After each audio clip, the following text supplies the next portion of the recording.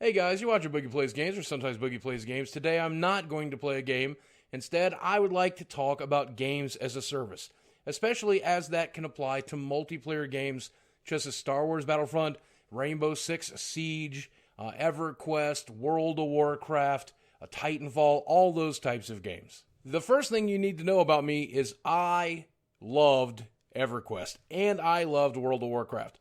I don't play either of those games anymore, and it'll probably be a long time until I sit down in front of an MMORPG and dedicate my life to it the way I did those two games. But those games were fantastic, and they were absolutely games as a service. Neither of those games had a single-player component. Neither of those games offered offline play. They were strictly multiplayer games with a strictly online component. That was it. That is the basis of those two games, and they're two of my favorite games of all time. So I am absolutely not inherently against games as a service. In fact, I love games as a service. And even though those games have subscription fees, they provided one incredible service. There have been a lot of MMORPGs that have come and gone since. There's some that managed to still hold on. They managed to offer a reasonable amount of content. Some games are much bigger, some are much smaller, some are free to play, some still have subscription fees. There's plenty of games as online services, and there's nothing inherently wrong with the concept. The thing about most MMORPGs, though, is they do have some way to collect a reasonable amount of money. This is known as being monetized in the industry. I've heard a lot of people use that term, so I'm going to use it here. The game has been monetized. There is a way after the initial purchase for these games to bring in income. And sometimes that's microtransactions if the game is free to play, it's expansion packs, it's online subscriptions, whatever it is. These games have been monetized, and that allows them to continue to make more and more content. Some of these games have an upfront purchase cost and then are free to play after that. Some are free to download and play, but then you have to pay for a subscription fee. Some are free to play and then have microtransactions in them. Some do all three. There's a huge variety, but the one thing that is always true for these types of games, they have constant influxes of content that is frequently updated, that give the players something to do, dangling a carrot in front of you that keeps you playing over and over and over again, and that is the core to why these games are successful. And when one of these games fail, it's generally for one of two reasons.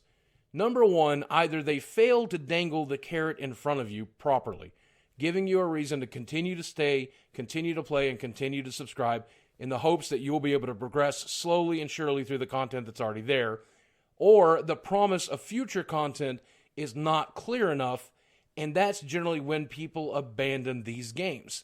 So I think knowing all of this, there's a lot to be learned. We can apply all of this to these other games that are being released as a service, like Star Wars Battlefront, like Rainbow Six Siege, like Titanfall. All of these games are attempting the same business model in some ways while being vastly different in others. These games want to sell you a $60 product with a small amount of content, get you to purchase more content via DLC, season passes, microtransactions, however they can hook you to get you playing, to get access to that content. They're basically trying to do their best to dangle the carrot in front of you.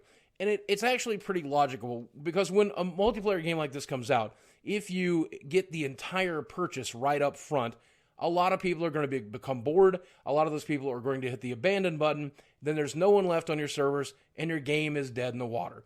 The idea of slowly rolling out content and slowly rolling out different things for you to do is tantamount to getting this business model to work. If we look at the initial launch of Splatoon was very, very content light. And even though we have a single-player game, that's not why anybody ever played that game.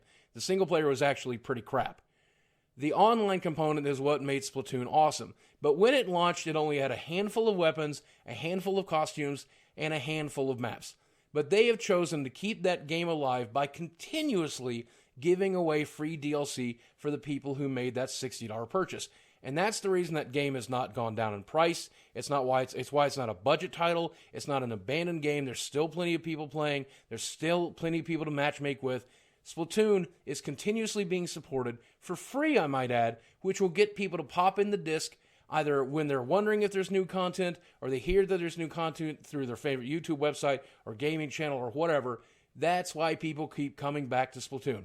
Splatoon is the perfect model of games as a service. And even if there is eventually a paid-for DLC expansion for Splatoon, I think people will suffer it calmly and kindly because they have gotten so much with their initial $60 purchase, including all of that free DLC that keeps them playing time and time again. For all intents and purposes, games like Titanfall and Star Wars Battlefront and Rainbow Six Siege are the opposite of Splatoon.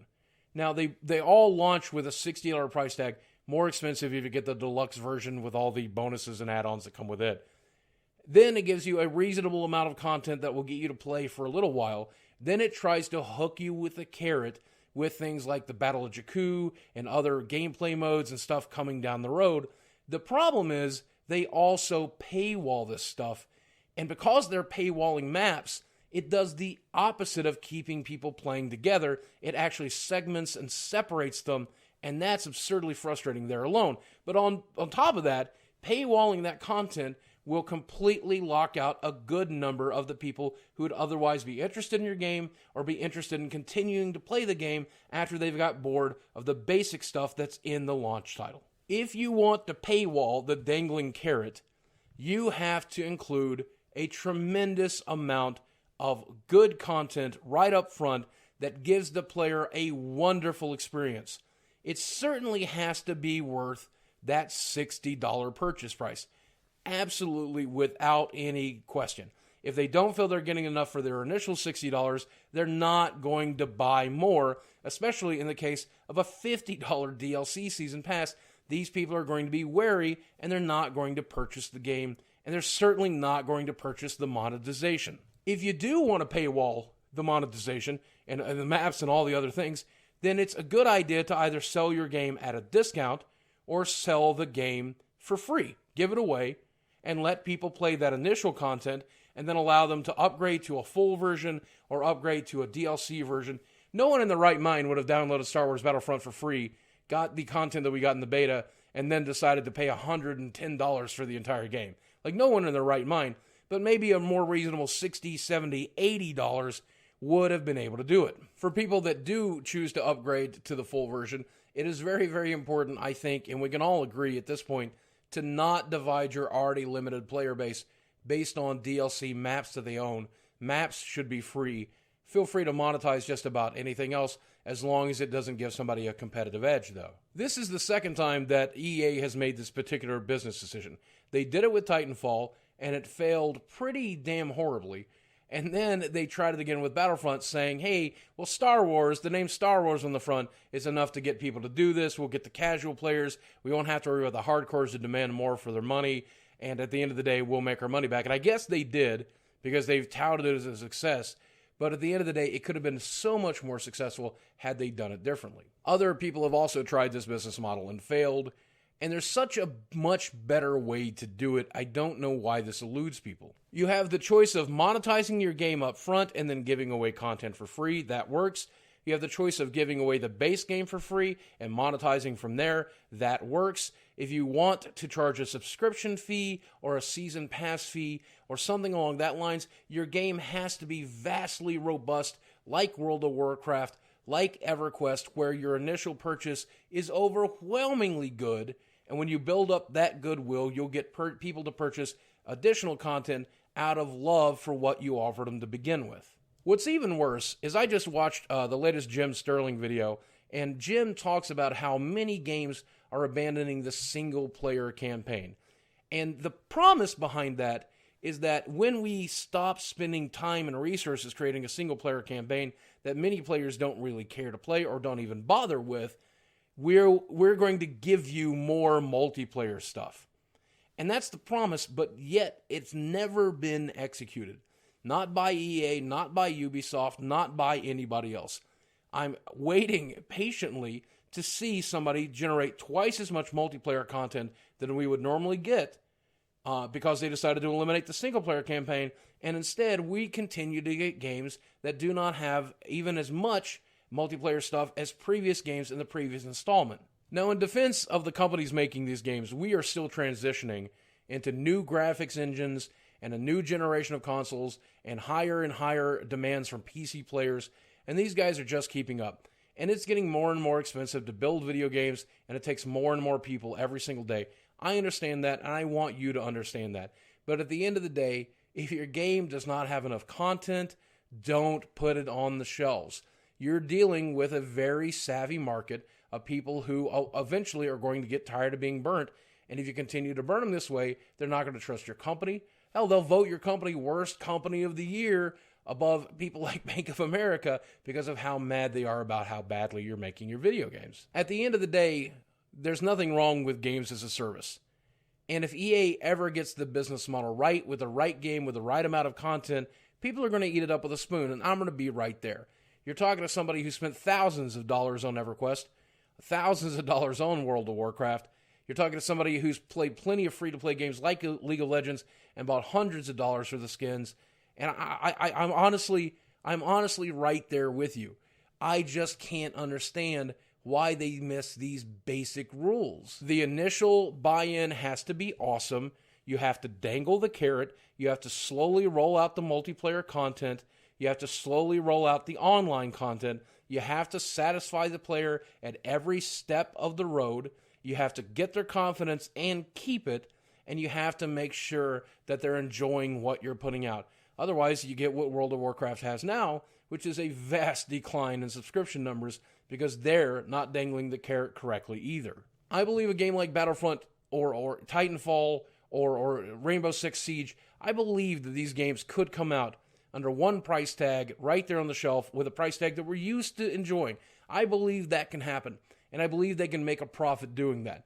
But I understand the need and the pressure to monetize these games, and I get it. I will support you in it as long as you're good to the consumer.